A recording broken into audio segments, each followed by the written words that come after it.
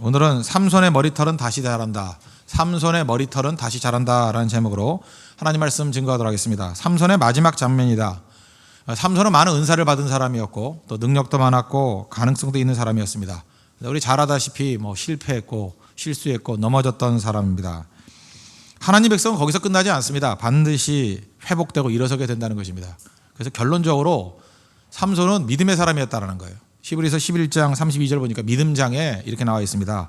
내가 무슨 말을 더하리요? 기드온, 바락, 삼손, 입다, 다윗 및 사무엘과 선지자들의 일을 말하려면 내게 시간이 부족하리로다. 그러니까 다윗이나 사무엘이나 이런 위상과 똑같은 레벨로 삼손을 인정해 주더라는 것입니다. 하나님께서는 넘어진 하나님의 백성들을 이렇게 세워주십니다. 이유가 무엇입니까? 아버지이기 때문에 그래요. 아버지는 버리지 않습니다. 오늘 이게 명절인데 우리 부모님들 한번 생각해 보십시오. 아버지, 어머니가 우리를 버립니까? 버리지 않죠. 심지어 친구는 버립니다. 친구는 버릴 수 있지만 진짜 친구는 아니기 때문에 그런 것도 있겠지만 그래도 친구는 버려요. 근데 아버지는 버리지 않습니다. 회사 사장님은 버려요. 사장이 나빠요 그러잖아요. 그죠? 사장님은 우리 버려요. 그러나 아버지는 버리지 않습니다. 친척도 우리 버립니다. 그러나 아버지는 버리지 않습니다.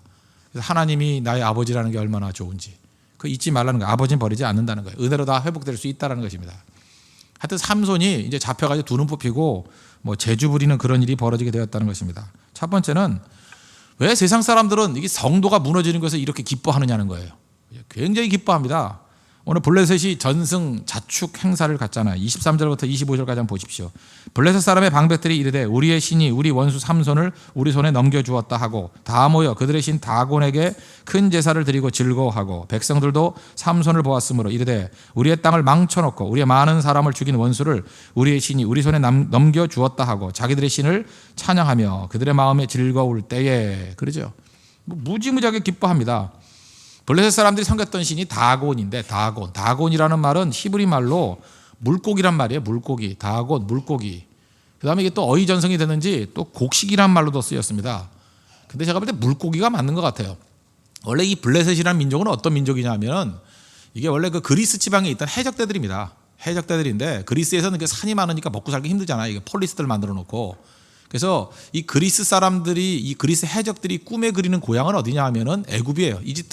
이집트 가면은 풍성함이 있다, 문명이 있다. 근데 이집트가 약한 나라가 아니잖아요.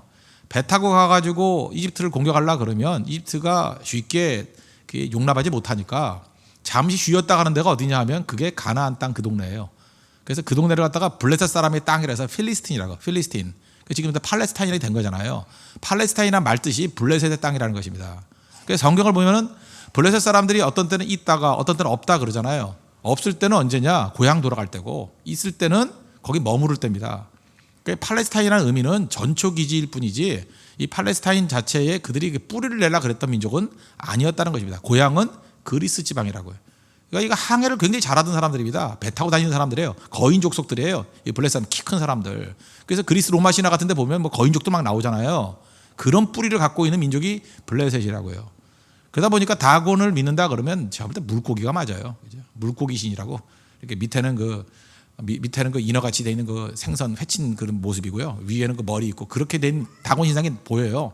그게 다곤이라고요. 그러다가 이제 팔레스타인에 정착을 하게 되는 사람들이 있지 않겠습니까? 그들이 하다 보니까 또 풍요를 상징하는 또 곡식의 신이 되기도 한다고요. 어쨌든 간에 이 다곤이라는 말은 뭐냐? 풍요함이에요. 풍요함.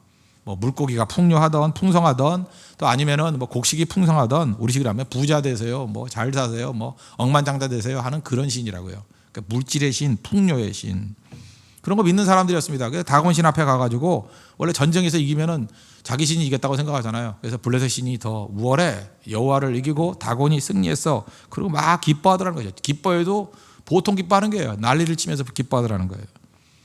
여기서 우리 스스로 한번 생각해 보십시오. 지금도 그렇고 역사상 항상 그랬어요. 세상은요, 교회가 잘못하거나 하나님 백성들이 잘못하거나 목사가 잘못하거나 장로가 잘못하거나 이러면 되게 좋아하죠. 그거 몰라요? 너무 좋아해요. 너무 좋아하고 신난다 그러고 보통 때 뉴스도 안 보던 사람이 그런 거 들으면 뉴스 봤어 이러면서 그죠? 그러고요. 기뻐하고 막 그래요. 너무 좋아해요. 어떤 회사 부도 났다 그러면 별 관심도 없어요. 부도 나는 회사가 한둘인가. 근데 그 회사 사장이 장로야 그러면 관심 굉장히 가져요. 장로래 막 이러면서. 왜 이렇게 기뻐할까요? 심리 상태가 뭘까요? 교회가 어려워지고 교인들이 어려워지는 걸 세상은 제가 볼 때 한 10배, 20배 더 좋아해요. 왜 그럴까요? 좀 우리 비교해서 뭐 하지만 불교 신자 중에 그렇게 한다고 그렇게 기뻐해요? 안 해요. 그렇게 절대 안 한다고요. 제가 볼 때 그래요. 뭐 우리 옛날에 그 뭐 유전자 뭐 해가지고 난리 부렸던 분 한 분 계시죠? 어떤 박사님 아시죠? 그분이 만약에 교회로 이렇게 와가지고 위안을 얻었다 그러면 공격 무지당했을 거예요. 근데 어디로 가서 불교로 가버렸어요. 별말 없잖아요. 말 있어요? 그것이 알고 싶다 찾아가지 않잖아요. 찾아가나? 그 참 묘해요. 교회라 그러면 사람들이 훨씬 기뻐하고 교회가 무너졌다고 훨씬 좋아하고 막 그런다고요. 이유가 뭘까? 생각해 보니까 그들의 마음속에 있는 불안감 때문에 그래요. 불안한 거예요. 왜 불안합니까? 교회는 항상 그러잖아요. 심판이 있다고. 하나님 살아계신다고. 죽음 이후에는 하나님 앞에서 심판이 있다고. 예수님만이 유일한 길이라고. 그래서 회개하고 돌아와야 된다고. 우리 다 죄인이라고. 근데 그거 거절하는 게 불신자 아니에요? 근데 마음속에 계속해서 뭐가 있냐면 찜찜함이 있어요. 불안감이 있다고. 그죠? 혹시 맞으면 어떡하나 뭐 이러는 거. 여러분 지금 다 예수님 믿으시죠? 그리고 여러분 새벽기도 나오시니까 믿어도 뭐 좀 더 잘 믿는 분들 아니에요? 여러분들도 가끔 두려움 있죠? 없어요? 아니 예수 믿고 이렇게 기도해도 두려움이 있는데 기도도 안 하고 예수도 안 믿는 사람이 얼마나 두려운지 아시겠죠? 왜 술 마시는지 아시겠습니까? 이제 왜 그러고 다니는지 알겠어요? 세상 사람들의 모든 멘탈리티는 기본이 두려움이에요. 두려움. 그래서 우리가 해야 될 일이 뭐냐면 자꾸만 복음 증거해야 됩니다. 반발하는 사람이면 반발하는 사람일수록 그만큼 두려움이 커요. 여러분 성경에 하나님 말씀이 믿습니까? 성경은 이렇게 얘기해요. 이사야서 57장 21절 여러 군데 나오는데 내 하나님의 말씀에 아주 강조를 한 번 더 해요. 하나님의 말씀에 명확한 건데 악인에게는 평강이 없다 하셨느니라. 악인에게 없는 게 뭐예요? 평강 없어요. 믿지 않는 자들에게 평강 없어요. 절대로 평강 없습니다. 여러분 믿는 사람들도 죄를 져보십시오. 평강이 없어요. 근데 믿지 않는 죄보다 더 큰 죄가 있어요. 평강이 없어요. 불안한 거예요. 기본은 불안이에요. 그래서 세상 사람들은 불안감을 조성해서 먹고 사는 겁니다. 제일 불안한 게 뭐예요? 그 보호 먹게 불안하게 만들잖아요. 그죠? 불날지도 몰라, 죽을지도 몰라, 병날지도 몰라. 불안감이 불안감. 사람들은 불안감 때문에 다 움직인다는 것입니다. 지금 잘 보세요. 믿지 않는 사람이 얼마나 불안할까? 안티들 얼마나 불안할까? 잠 못 이룹니다. 그래서 대개 그런 불안한 사람들이 글을 밤중에 쓰잖아요. 잠 못 이뤄가지고. 얼마나 불안한지 아시겠지요. 그런데 불안했는데 하나님이 살아계시고 우리는 틀렸다라는 그 불안감이 있어요. 내가 어떡하나. 그런데 하나님이 망했다. 하나님의 백성들이 어려움 당했다. 하나님의 사람들이 넘어졌다. 그러면 뭐예요? 안심이 되는 거예요. 알아요? 안심이 되는 거라고. 야, 내가 저희가 오를 줄 알았는데 저기가 무너지네. 하나님이 살아계신다는데 하나님의 그 영광이 사라지네. 그래서 불안해서 안심으로 오는 거예요. 안심하니까 어떤 일이 벌어져요? 속에 이제까지 숨겨졌던 것이 터져 나오는 거라고. 봤니 이게 뭐예요? 이제 드디어 안심이 됐어. 내가 그동안 숨겨졌지만 얼마나 불안해지 않으냐 하는 그 불안심리가 다 있다고요.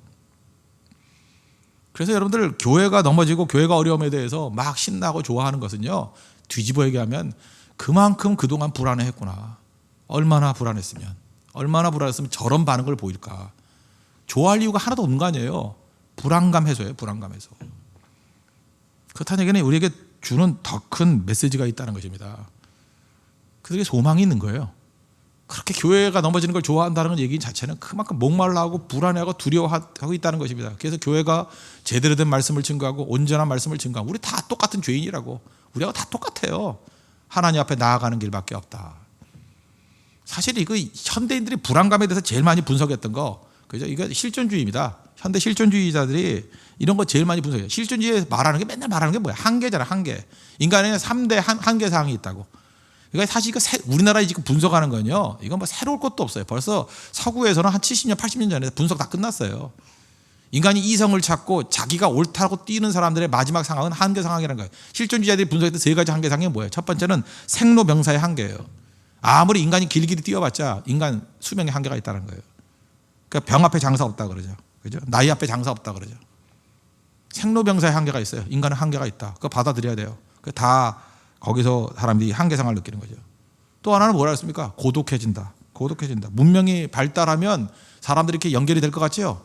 훨씬 더 고독해진대요. 제가 어렸을 때는 서울인데도 불구하고요. 그 동네 사람들 다 알았어요. 다 알고 동네 사람들 어른들한테 욕 먹으면 살아남기 힘들었다고. 버장머리 없는 놈들은 살아남기 힘들었어요. 그리고 내가 우리 옆집에 내 친구가 수영이었는데 수영이네 집에 가족이 몇 명이었고 걔네들이 뭐 하는지 숟가락 몇 개인지 무엇이 문제인지 그 다음에 그 아버지가 큰형을 혼냈다라는 걸 거의 실시간으로 제가 다 알고 있었어요. 담장 없어서 담장. 일을 다 똑같은 그런 그 앞에 놓여 있었다라는 것입니다. 현대는 어때요? 문명이 발달되면 발달될수록 어떤 일이 벌어집니까? 특징이 감출 게 많아지는 거예요. 감출 게. 지킬 게 많아지는 거예요. 남들이 알면 두려울 일이 많아지는 것입니다. 대표적인 거 비밀번호. 난 요즘 미치겠어요 진짜. 비밀번호가 뭐 이렇게 많으냐. 아무것도 아닌 멜론 들어갔는데 비밀번호를 왜 해야 되는지. 그 비밀번호를 내가 몰라가지고 그거 찾느라고 고생하고 뭐 비밀번호 또 어디다 적어두면 또 안 된대. 그래요. 그래서 휴대폰에 이렇게 복사를 해놨더니 또 그러면 안 된대. 또 해킹이 된다. 어디다 적어놔요? 어디다. 그래서 종이에다 적어놨는데 그걸 또 어디다 뒀는지 잊어버렸어요. 그래서 다 비밀번호. 여러분 비밀번호 되게 많죠. 어저께 수요 예배 끝나고 난 다음에 우리 뭐 회의가 좀 있어가지고 제가 뭐 차 타고 있던 제 룸메이트가 집에 가버렸습니다. 그래서 지하철을 타고 가는데 거기서 이제 우연히 우리 성도를 하나 만났어요. 만나가지고 제가 이제 음악을 듣고 있었는데 음악을 내려놓고 이제 얘기를 나눴다고요. 근데 참 특징이 뭐냐면 그 지하철 한 칸에서 정말 조용했어요. 아무도 말이 없어. 그 한 칸, 그 가끔마다 추석이기 때문에 가끔마다 오는 차기 때문에 꽤 사람이 많이 탔어요. 대화는 딱 우리 둘만 하는 거예요. 정말이에요. 대화가 사라졌어요. 대화가. 다 머리 차받고 스마트폰만 쳐다보고 있어요. 뭘 하는 건지. 그죠? 뭘 하는 거지. 유현진, 유뚱 뭐 이러면서 이거 쳐다보고 있어요. 전부 다. 말이 없어요. 말이. 지금 카페 한번 가보십시오. 전부 다 대화가 없어요. 원래 카페는 가서 대화 나누는 거 아니에요? 대화가 없어요. 다 고개 숙이고. 난 기도하는 줄 알았어요. 묵상을 하든지 회개를 하든지 뭘 쳐다보고 있어요. 계속. 대화가 없어요. 대화가. 점점 고독해진다. 이해가 되시죠? 그래서 사람들은 그래요. 반려동물. 개만 키워요. 그래서 그래요. 개밖에 믿을 게 없다고.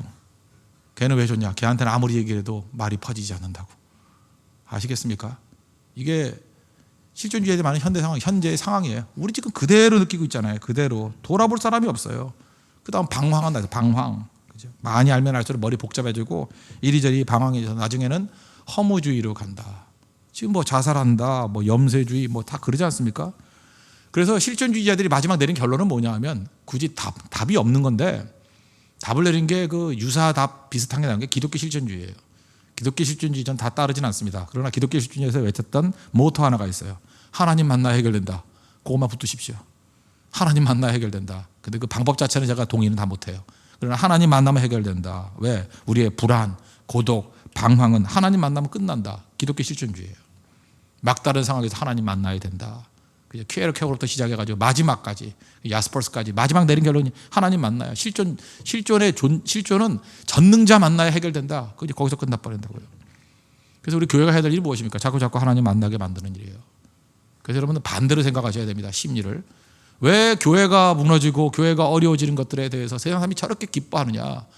불안하다예요. 두렵다예요. 그래서 교회가 해야 되는 뭐예요? 진리의 말씀은 자꾸만 증거해야 돼요. 자꾸만. 우리 다 같은 죄인들이다. 하나님 앞에 나아가지 않으면 살 길이 없다. 하나님 말씀만이 우리의 유일한 소망이다. 그죠? 그거 외쳐야 된다는 것입니다. 오히려 그럴 때 교회 역사를 보세요. 교회가 약화되고 교회가 어려움이 있고 넘어지고 깨졌을 때 오히려 부흥은 더 크게 일어났어요. 다 알기 때문에. 다 죄인이라는 거. 엉뚱한 데 소망 안 갖기 때문에. 사람에게 소망 안 갖습니다. 하나님만이 우리의 유일한 길이고 다 우린 죄인이에요. 먼저 믿거나 나중 믿거나 다 거기서 거기다. 죄인에게 필요한 건 예수 그리스도의 십자가의 능력밖에 없다. 그래서 부흥이 일어나더라는 것입니다. 그럼 마지막 단계에 왔다고 생각을 합니다. 우리 하나님만 찾고 의지하는 믿음의 종 되기를 바랍니다. 그 다음에 이 상징적인 의미인데 삼손의 머리털이 자라기 시작하더라는 거예요. 먼저 20절 보십시오. 20절 보니까 들릴라가 이르되 삼손이여 블레셋 사람이 당신에게 들이닥쳤느니라 하니 삼손이 잠을 깨며 이르기를 내가 전과 같이 나가서 몸을 떨치리라 하였으나 여호와께서 이미 자기를 떠나신 줄을 깨닫지 못하였더라. 이미 여호와께서 자기를 떠나신 줄을 깨닫지 못했대요. 여기서 알 수 있는 건 뭡니까? 성도는 의욕 갖고 되는 게 아니라는 거죠. 기능이 중요해요. 기능이. 하나님께서 능력을 주셨을 때는 그게 하나님의 능력으로 한 건데 하나님의 능력이 사라지니까 아무것도 못하죠. 역사도 사라지고 능력도 다 사라지더라는 거예요.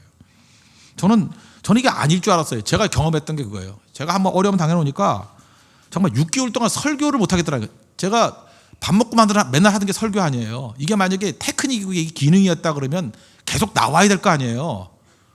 6개월 동안 한마디도 안 나와요. 한마디도.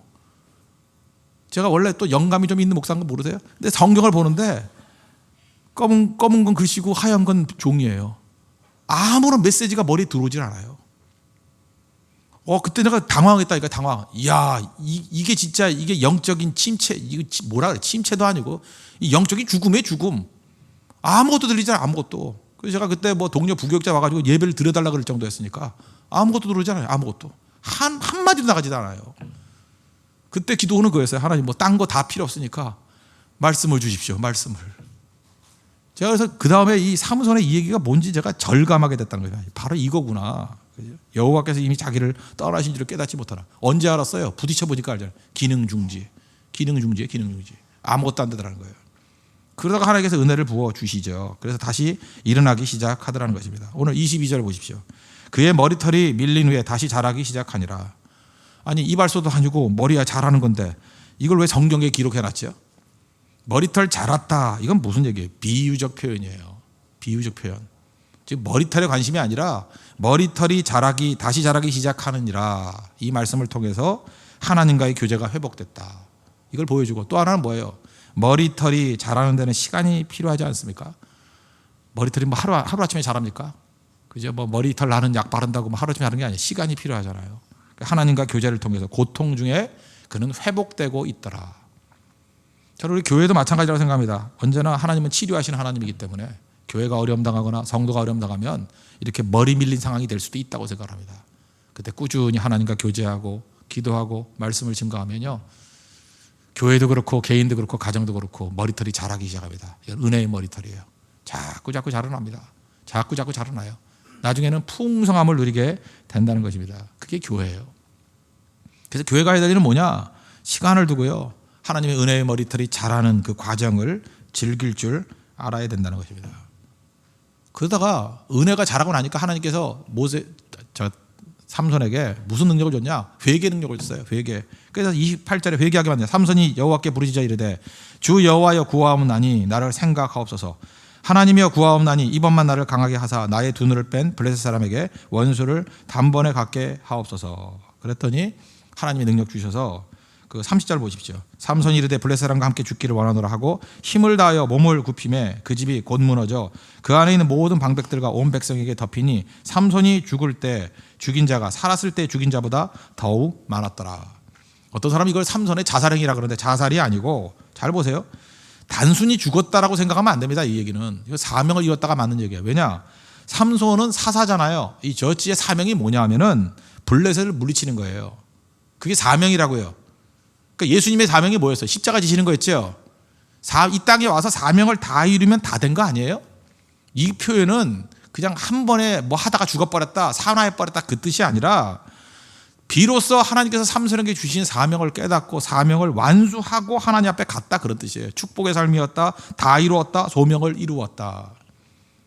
우리도 회개하고 주께 나아가면요, 주님께서 우리에게 은혜를 주셔서 사명 이루게 만드십니다. 삼손같이 이렇게 뭐 순식간에 이룰 수도 있게 만들지만 어떨 때는 시간을 두고 회복의 능력을 주신다는 것입니다. 왜? 우리가 믿는 하나님은 우리의 아버지시기 때문에. 아버지는 그렇게 하신다는 거예요. 그래서 모든 성도들에게 복음이 복음될 수 있는 이유는 뭐냐 하면 머리털 다시 자란다는 거예요. 은혜 머리털 자란다는 거예요. 하나님 은혜 가운데 나가야 되는 거죠. 사울과 다윗의 결정적인 차이점이 뭐예요? 사울은 회개가 없었고 다윗은 하나님 은혜 안에서 자녀로서 회개가 있잖아요. 주께 나아가잖아요. 아무리 넘어지고 깨졌다 할지라도 하나님 앞에 나아가면 살 수 있다는 것입니다. 이렇게 회복의 능력으로 이전보다 이후에 더 크게 쓰임 받는 거, 이전보다 더 나은 인생을 사는 거, 예를 하나 든다 그러면 이게 적절한 예인지 모르겠지만 제가 볼 때 맞을 수도 있어요. 맞을 수 있다고 또 불안한가요? 맞아요. 그 악성이라고 얘기하는 베토벤이 있지 않습니까? 베토벤의 음악, 뭐 운명, 뭐 합창, 뭐 이런 걸 좋아하는데 사실 그 음악 속에는 다 메시지가 있는 거거든요. 그 사람이 그 고뇌의 산물이라고요. 특별히 베토벤의 피아노 소나타 17번 인 마이너, 뭐 어쩌고저쩌고 나가는 그런 게 있어요. 하여튼 17번이요. 피아노 소나타 17번. 근데 그 소나타를 이렇게 번호로 그 표현하기도 하지만 이 피아노 소나타 17번에는 별칭이 있어요. The Tempest. The Tempest라는 별칭이 있어요. 폭풍우라고. 작년인가 런던 올림픽을 할 때 개회식 할 때 이 음악이 나오더라고. The Tempest. 근데 이 템페스트는 의미가 있는데 이게 왜 런던 올림픽에 나왔을까요? 베토벤이 그 영국의 극작가인 세익스피어의 희곡에서 인사이트를 얻어서 지은 노래이기 때문에 그래요. 음악이기 때문에 그래요. The Tempest. 우리가 무슨 세익스피어의 그 많은 뭐 4대 뭐 비극, 시극 해가지고 뭐 있지 않습니까? 그런 거 빼고 잘 알려지는 않지만 The Tempest, 폭풍을 하는 희곡이 있어요. 거기서 힌트를 얻었다고. 원래 베토벤은 괴팍하고 성격 장애가 있는 거 아시죠? 이유가 뭐냐? 26살에 청력을 잃었어요. 안 들리는 거예요. 그래서 병원 다니면서 그거 고치려고 무지무지하게 노력을 했는데 6년 동안 진짜 투쟁을 벌였어요. 그런데도 불구하고 뭐 의사에게 많은 의원에게 괴로움을 당했다 뭐 이렇게 38년 된 병자 나오죠. 진짜 의사들한테 배신감 느끼는 거예요. 마지막 의사가 뭐라 그러냐면 음악 듣지 말라. 아니 음악가한테 음악 듣지 말라는 건 사형 선고죠. 절망에 빠지게 됐다는 거죠. 32살 때. 6년 동안 투병 이후에. 지금도 오랜 투병을 하는 사람들이 마음이 메말라 간다는 걸 이해하시고 여러분 위로해 주셔야 됩니다. 그죠? 그리고 지켜봐 주셔야 돼요. 보호해 주셔야 돼요. 32살에 낙향했어요. 시골로 내려가가지고 그때 유서 썼어요. 죽겠다고. 지금도 그거 남아있습니다. 2페이지짜리 유서. 그 아마 인터넷 같은 데 쳐보면 나올걸요. 그 베토벤의 유서 2페이지짜리예요. 거기 보면 원망, 하나님에 대한 분노 뭐 이런 것들이 무지무지하게 많이 나와 있습니다. 그런데 거기서 어떤 일이 벌어졌는지 우리는 자세히 몰라요. 그 기록에 남아있지 않기 때문에. 근데 거기서 예배를 통해서 하나님을 만난 것 같아요. 분명히 만났어요.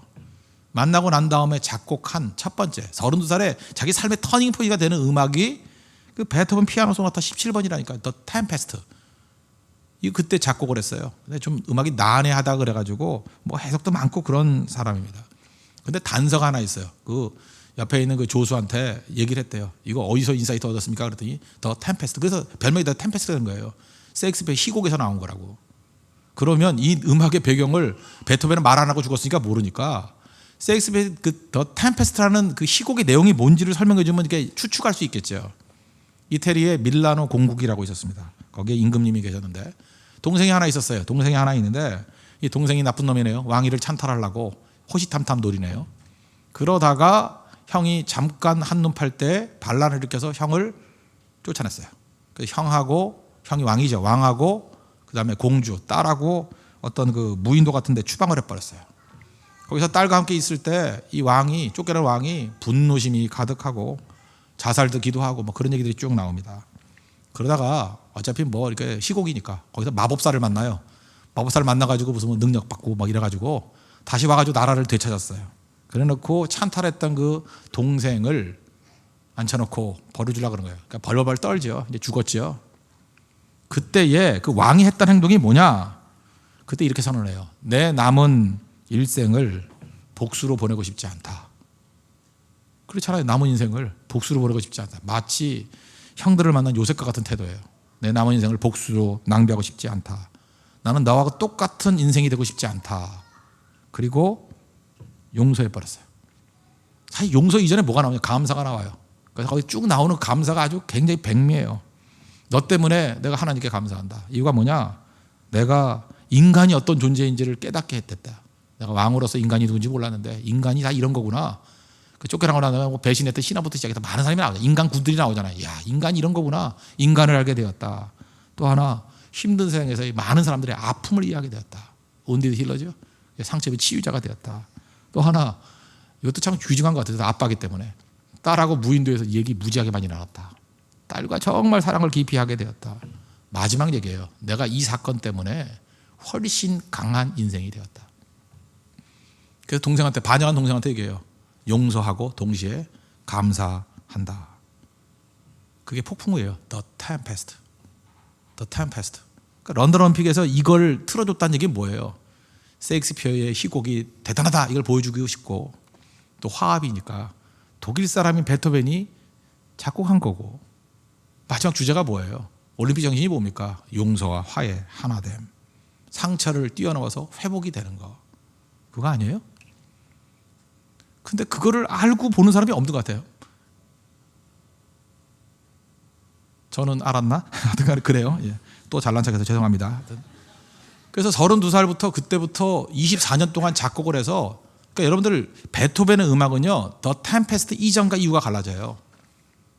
피아노 소나타 17번 이전과 이후가 완전히 갈라진다고. 그 이후에 24년을 더 살았어요. 56세에 죽었는데 그때 이후부터는 대합창부터 시작해가지고 그죠? 운명을 극복하고 그 다음부터는 베토벤의 그 장애를 딛고 일어서는 믿음의 투쟁이 나와요. 승리가 나온다고. 저는 그래서 베토벤 음악이 참 좋아요. 너무 좋아요. 믿는 사람들이 꼭 붙들어야 될 음악이라고 생각합니다. 그죠? 일어설 수 있다라고요. 하나님의 뜻을 발견하고 장애를 딛고 일어서는 능력. 이것도 마찬가지죠. 하나님의 축복의 출발 문이 뭐예요? 용서예요, 용서. 용서부터 능력이 나타난다. 그 얘기는 무슨 얘기겠습니까? 베토벤 이전까지 세상을 원망하고 하나님 원망하고 탓하던 그런 것들이 다 사라지고 이제는 어떻게 했다고요? 하나님의 뜻을 바라보고 찬송하고 참여가 나와지고 음악이 달라지잖아요. 살리는 음악이 되잖아요. 힘 있는 음악이 되잖아요. 하나님 만났기 때문에 그렇습니다. 우리도 뭐 삼성 뭐 욕할 수 있습니까? 삼성과 똑같이 넘어지고 깨진 인생이지만 하나님 만나면 사명 회복됩니다. 그죠? 능력이 회복됩니다. 하나님 앞에서 놀라운 능력이 나타나기 시작한다는 거예요. 그래서 우리 인생이 그 힘들게 만드는 더 템페스트 폭풍우에서 이제는 그죠? 그 모든 것들이 세상의 모든 폭풍을 이겨나갈 수 있는 힘으로 변화시킬 수 있는 우리 권능의 종들 되길 바랍니다. 오늘 명절인데 많은 사람 만나가지고 우리 베토벤의 심령을 갖고 있는 사람도 있을 것입니다. 변화를 시킬 수 있는 용서를 통해서 온 가족 다 하나로 묶고 정말 축복과 축제 같은 하루를 보낼 수 있는 믿음의 종 되기를 축원합니다. 기도하겠습니다. 이 시간 다 같이 하나님 앞에 간구하겠습니다. 하나님 우리 가정에 우리 또 형제들 가운데 다툼도 있는 사람이 있죠. 은혜의 머리털이 다시 자라나기를 원합니다. 폭풍우를 뚫고 하나님의 영광이 임하도록 인도해달라고 다 같이 하나님 앞에 간구하도록 하겠습니다.